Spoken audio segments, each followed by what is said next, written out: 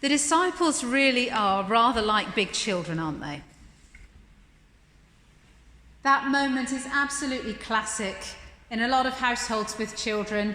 At some point as a parent, you get the dreaded question, Mum, which of us is your favourite? And normally, right then, it's the one not asking that question. But in all honesty, we get this question. We get this question sometimes from our friendship group, from people who want to be our best friend and want reassurances that they are our best friend. And they won't be quite as direct as a child coming up and saying, which one of us is your favourite? But you know it's sort of lurking there in the background. And you get that saying, don't you, two's company, three's a crowd. Yeah? How true that can be sometimes. So the disciples are coming to Jesus and they're saying, which one of us is the greatest? Which is just another way of saying, which one of us do you like the best? Go on, pick one. You know you want to. And Jesus doesn't want to, because as we just explored a minute ago, God doesn't need to have favourites. His heart is big enough to love everybody absolutely perfectly, to have you as his favourite, and you as his favourite, and you, and you, and you, and you, and those out there who don't know it yet. God has many favourites and loves all he has made. And so they're asking the wrong question. And so often in the Christian life we do that. We ask God the wrong question. What might the right question be? The right question might not be, which of us do you love the most, but how can I love you more? Because God can't possibly love us any more than he already does. God already loves us perfectly. You can't improve on perfect. If you were a complete ratbag for the rest of your earthly life, God couldn't love you any less or any more than he loves you right now in this moment. So asking God, how can we make you love us more, is not the right question. But we can ask, how can I be more loving? We can ask, how can I be more like you? We can ask the question that I try to begin each day with, God, what can I do today that will bring you joy? What can I do today, one whom I love, that will bring you joy? And if we ask it, that's a powerful question. Because you know what? I sometimes wonder what a God's eye view of our services might be. You know, sometimes you go home and you think, nah, you know, didn't feel it today, wasn't feeling it today. You know, wasn't that great today? But actually, I wonder what God feels when he's part of our service on a Sunday morning. Because God knows everything that's growing in your hearts. God knows everything he's doing in you and through you. I can see your faces. I can get a little bit of an inkling. Some of you are generous enough to share bits of your lives with me. But I can only get a tiny inkling, a tiny glimpse of what God is growing in your hearts. But nevertheless, from a God's eye view, I imagine this service is a really busy place, with all of these things going on in you spiritually. So, in that vein of asking the right questions, we're going to come on to our second reading, which is a little bit trickier. Our reading from Galatians, which talks about, yes, you accept the kingdom of heaven like a little child, but Jesus is now unpacking what that means. And we talked a little bit about this the last time I preached, and I talked about how children are more honest about their feelings, more honest about what they're thinking, more straightforward often than adults. And so sometimes as Christians we have to unlearn some of the things that we've learned as we've grown up. In order to be better Christians, we have to unlearn some stuff and be more like children. So in our reading today, we have, brothers, if someone is caught in a sin, you who are spiritual should restore him gently. Or her. Women sin just as much. So, if someone's caught in a sin, now, I don't know about you, but if I catch someone doing something wrong, my first instinct is to pretend I didn't see it in order to spare them embarrassment. Anyone done that? Yeah, someone's done something and you kind of pretend, oh, I didn't see that. Or those little social lies we tell that everyone kind of colludes with.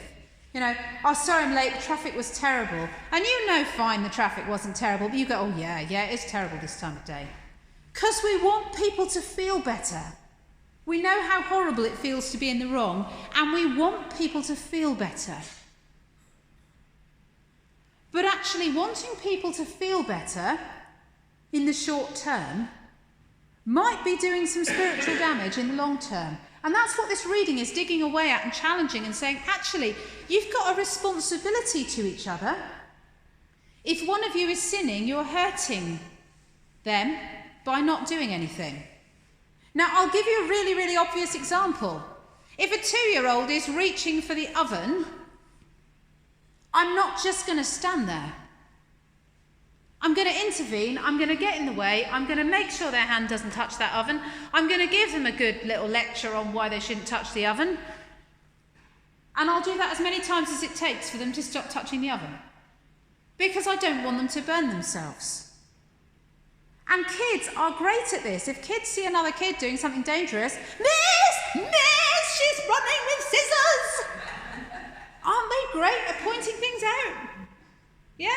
Aren't kids? And they're great at dobbing each other in too. Oh yes. If someone's doing something wrong, you're not allowed to do that.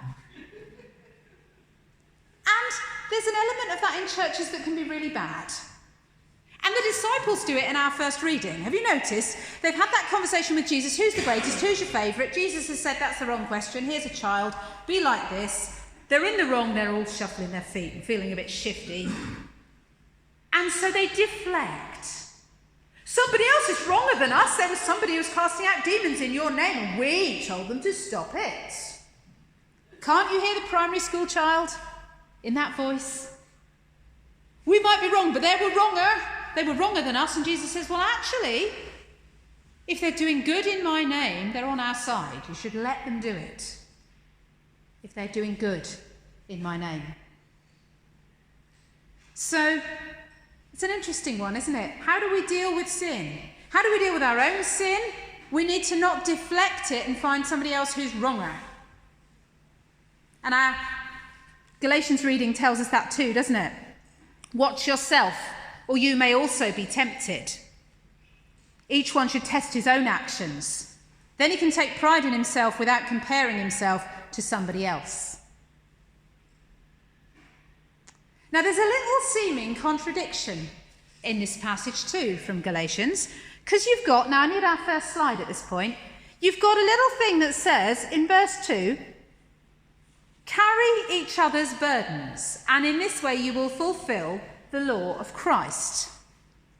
And then later on, in verse 5, it says about taking pride in yourself without comparing yourself to others, for each one should carry his own load.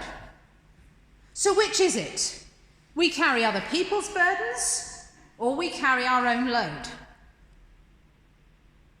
And it seems like a contradiction, but it isn't really. Because if I'm carrying my burden, but I'm also carrying yours, and you're carrying your burden, but you're also carrying mine, then what we're doing is we are connecting ourselves together in a way that protects us and is life-giving. So we've got a little illustration up here. It's not brilliantly big. I'm going to describe it for those who can't see it. So you've got 3 people carrying a plank across a gap. And as they get near to the gap, the first person has to step out onto empty air, and they're dangling, just holding onto the plank, but the other 2 are on nice firm ground, holding them up. And when they get to the other side, they're on nice firm ground, but now the person in the middle holding the plank is doing the dangling over the gap. But that's all right, because the people on either end are on firm ground. And then the last person's turn comes to cross, but by then there are 2 in front of him on firm ground, and he can do his own bit of dangling across the gap, knowing that the others will hold him up. And it can often be that way in the Christian life. When I'm weak, you might be strong. When you're weak, I might be strong. And in that way we build one another up. But in order for that to work effectively, we have to be honest about where we're at. If I'm weak, I need to be honest about the fact that I'm in a weak place right now, where things are difficult and I'm struggling, and I need your help. I can't expect you to read my mind. Isn't it annoying when you're in a friendship and your friend's in a huff? And you say, what's wrong? Well, come on, what's wrong? You're obviously, things aren't right. What's up? You should know, don't you know? If you loved me, you'd know. It doesn't work, does it? We can't read each other's minds. And spiritually, we can't always read each other's spiritual health either. Sometimes we can. And sometimes God will give us a gift of discernment to know when someone's struggling spiritually. And we need to be really sensitive to that. But as our passage says, restore them gently. Don't go and stick your finger on the sore place with no tact whatsoever, or say, well, I think you're going really wrong and walking outside the will of God right now. That does not help. It makes the person want to crunch up and curl up and not tell you anything at all. And it would have the same effect on you if somebody did it to you. So we have to think gently. But there are questions we can ask, and I want to encourage you, as members of God's body, as adult members of God's body, to be responsible for asking the question, are you okay? How are things with you? And actually making sure you've got space and time to hear an answer. Hi, are you okay? Yeah, I'm fine, as you pass each other in a corridor, is not the same thing at all. Asking someone, I've got some time this week, and I'm looking for people to pray for. What can I pray for you? Those can be really good unlocking questions that will enable someone to tell you how they're really doing. Now, I love verse 6. Anyone who receives instruction in the word must share all good things with his instructor. I love that bit because I often find I'll preach a sermon and then I'll get to the back of church and someone will come up and shake my hand and they'll say, that was a really great sermon. And if I've got time and I haven't got 20 people queued up, I'll say, thank you very much. What did you like about it? And they will then proceed to preach back to me a far better sermon than I preached. And I will get a blessing from hearing what God has said to them through what God has said to me. Sharing all good things with your teacher. If someone's taught you something spiritually, one, go and tell them they've taught you something spiritually, because they might be feeling useless that day and that might be just what they need to hear. And two, when you share what God has taught you through them, they might learn something extra as well. And then you'll both have something to celebrate. So it's important that we go to people not just when we see them going wrong, but when we see them doing something right. Say, you're doing something really right and I've learned something from you. You've blessed me and I want to thank you. Okay, it goes both ways. Do not be deceived. God can't be mocked. God knows. He knows the state of our hearts. There's no point. We can't kid him. You've heard me speak about this one before. The one who sows to please his sinful nature, from that nature will reap destruction. The one who sows to please the Spirit, from the Spirit will reap eternal life. Let us not become weary in doing good, for at the proper time we will reap a harvest if we don't give up. It doesn't matter if another person doesn't see what seeds you're putting in the ground. You're not going to be able to hide what comes up. My kids love dancing around my garden, blowing dandelion clocks. Guess what grows in my lawn? Dandelions by the ton, which was great when I had rabbits, but now I don't. It's not so great. What you plant is what will come up. Don't kid yourselves. And when you look at what's coming up, if you don't like it, stop planting that particular kind of seed. Start thinking, okay, what seeds am I planting that's bringing up these horrible things that I don't want growing in my garden, and what can I do about them? And get someone alongside to help you. Get somebody else's insight.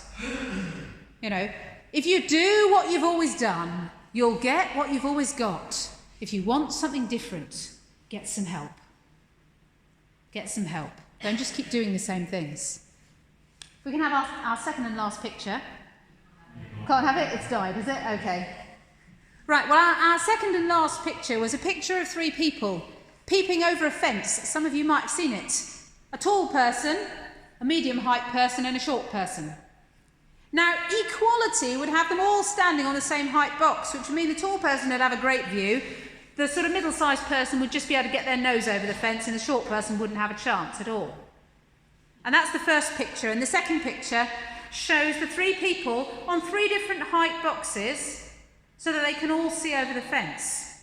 The three people all end up at the same height, even though if you looked behind the fence you'd see they're all standing on different things in order to achieve it. God knows what we need in the spiritual life. And it may be that somebody stands really tall and you think, wow, that's amazing, I could never be like them. You can't see behind the fence. You don't know what scaffolding God has put in place in their life so that they can stand that tall and look that amazing. But if you talk to them, they might just tell you. And you might just realise that they're just like you after all. Don't let's look at the outside. Let's be brave enough to do what God does and to look at the heart of the people around us, because we can learn so much from one another if we're willing to be honest, if we're willing to be a little bit nosy and a little bit non-British, if we are willing to ask the right questions. Don't be like the disciples, so concerned with worrying about whether you matter to God and whether you're God's favourite, that you miss out on the answers to the real questions. God, how can I love you more? God, how can I love others more? God, how can I help others to know you and love you? God, what can I do today to bring you joy?